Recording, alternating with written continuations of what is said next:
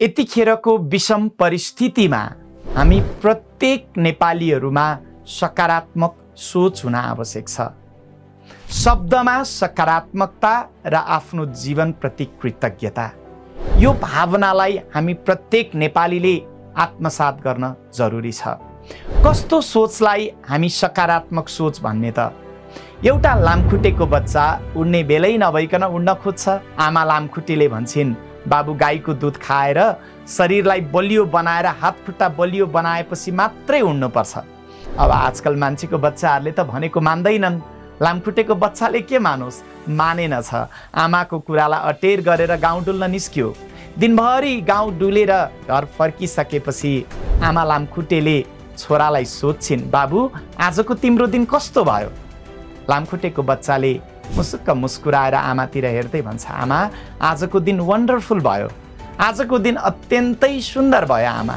आमालाई लाग्छ आज कसरी यति दिन राम्रो भयो छोराको, कसरी बाबु? अनि छोराले भन्छ, आमा आज म जहाँ जहाँ गएँ नि मान्छेहरूले मलाई ताली बजाएर स्वागत गरे।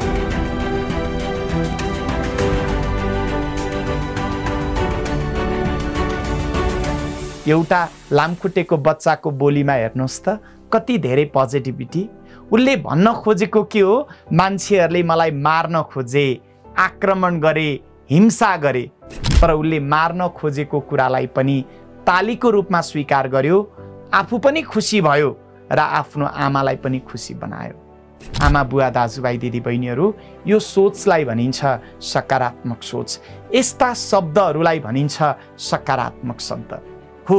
यतिखेर हाम्रो देशको परिस्थिति थोरै प्रतिकूल छ, थोरै निराशा छ, थोरै बेचैनी छ, तर फेरि पनि हामी सबै नेपाली यतिखेर सकारात्मक सोचका साथ अगाडि बढ्न जरुरी छ।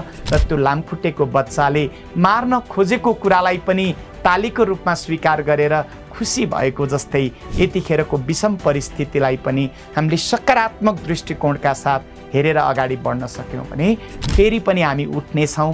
हामी फेरि पनि विश्वमा एउटा सुन्दर परिचय बनाउन काबिल हुनेछौँ। धन्यवाद।